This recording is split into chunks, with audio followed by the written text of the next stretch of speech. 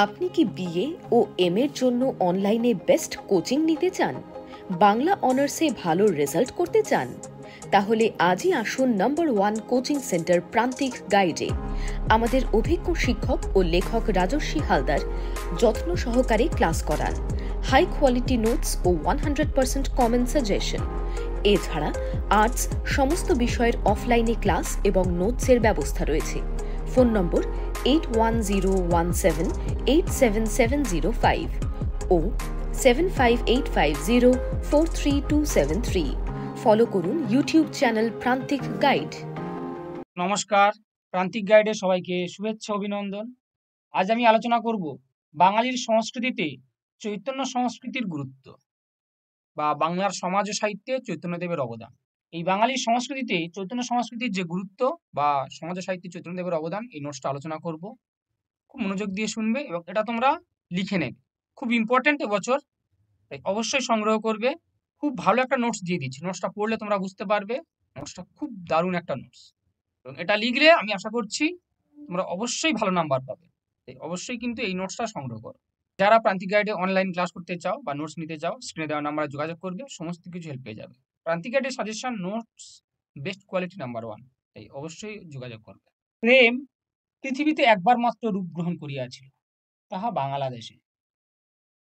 মহাপ্রভুর এই আগমন সম্বন্ধে দীনেশচন্দ্র সেনের এই উক্তি অবশ্যই বিশেষ প্রণিধানযোগ্য, প্রশংসার যোগ্য। মহাপ্রভুর জন্ম 1486 খ্রিস্টাব্দের 18 ফেব্রুয়ারি ফাল্গুন মাসে দোল পূর্ণিমায় নবদ্বীপে এক ব্রাহ্মণ পরিবারে তাঁর জন্ম। পিতা ছিলেন নবদ্বীপ প্রবাসী শ্রীহট্টের পণ্ডিত শ্রী জগন্নাথ মিশ্র এবং মাতা শচী দেবী। তার এক অগ্রজ বিশ্বরূপ অল্প বয়সে গৃহত্যাগ করে সন্ন্যাস ধর্ম গ্রহণ করেছিলেন। শ্রী চৈতন্যের নাম ছিল বিশ্বম্ভর, ডাক নাম ছিল নিমাই। আজানুলম্বিত বাহু, কনকাবতার শ্রী চৈতন্য শৈশব থেকে ছিলেন মেধাবী ও চঞ্চল প্রকৃতির। নবদ্বীপে গঙ্গাদাস পণ্ডিতের টোলে অধ্যয়ন করে তিনি অল্প বয়সেই শাস্ত্রবিদ্যায় পণ্ডিত হয়ে ওঠেন। এমনকি বাল্যকালেই তিনি নবদ্বীপের পণ্ডিতদের ও টোলের পড়ুয়াদের খেপাতেন এবং জ্বালাতন করতেন। সেই সময়ে নবদ্বীপ ছিল নব্য ন্যায়ের পীঠস্থান, আর এই দুষ্টু ছেলেই যৌবনে সেখানকার সর্বাগ্রগণ্য পণ্ডিত হয়ে উঠলেন। এরপর তার লক্ষ্মী দেবীর সঙ্গে শুভ পরিণয় সম্পন্ন হয় এবং বিবাহের কিছুদিন পর তিনি যখন পূর্ববঙ্গ ভ্রমণে যান, তখন তার স্ত্রীর মৃত্যু হয়। ফলত নিমাই খুব মর্মাহত হন। পরবর্তীকালে মায়ের পীড়াপিড়িতে এবং তার আপত্তি সত্ত্বেও তিনি দ্বিতীয়বার দ্বার পরিগ্রহ করেন এবং বিষ্ণুপ্রিয়া দেবীকে বিবাহ করেন। বিবাহের কিছুদিন পর তার পিতৃকৃত্য সমাপনের উদ্দেশ্যে তিনি গয়া গমন করেন। সেখানেই তিনি পেয়ে যান নবজীবনের সন্ধান। শুরু হয় তার এক নতুন জীবন। যদিও এর পিছনে রয়েছে মাধবেন্দ্রপুরী ও ঈশ্বরপুরীর সান্নিধ্য।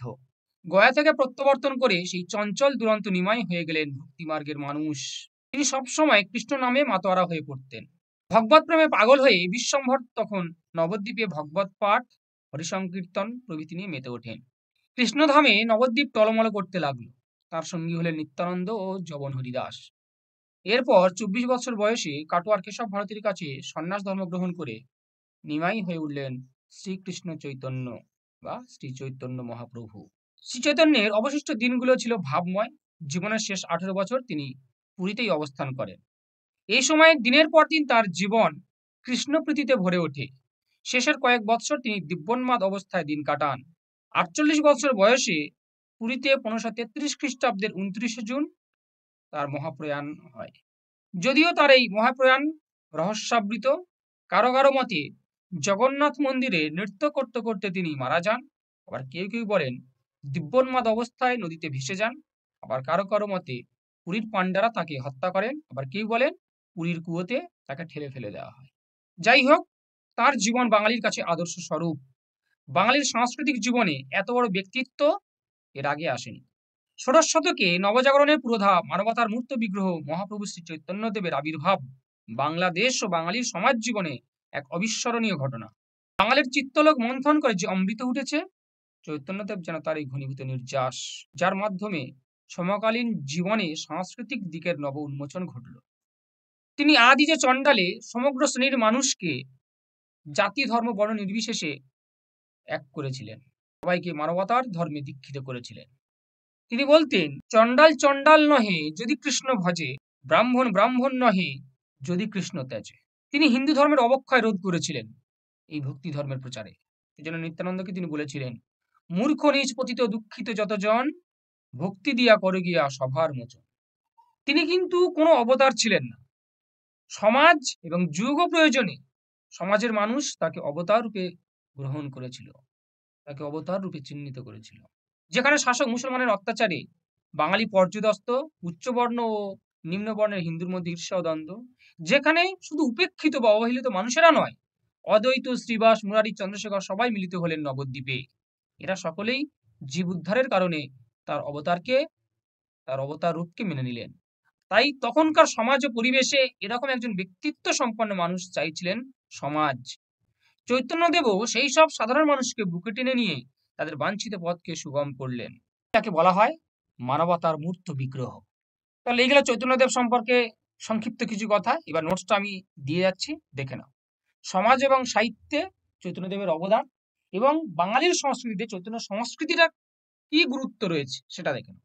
দেখো নোটসটা আমি দিয়ে যাচ্ছি, দেখে নাও।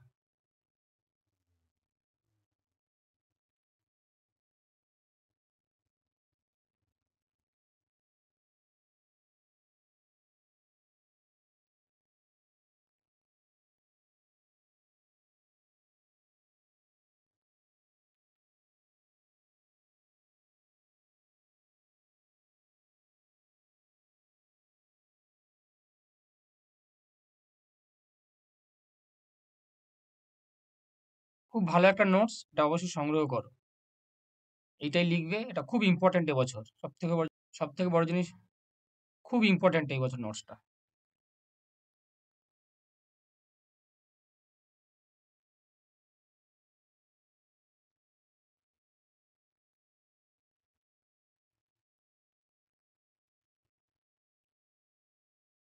তাহলে নোটসটা আমি দিয়ে দিলাম, এটা সংগ্রহ করো, এটাই লিখবে, অবশ্যই ভালো নাম্বার পাবে। তোমরা ভালো নাম্বার পাবে এটা নিশ্চিত থাকো।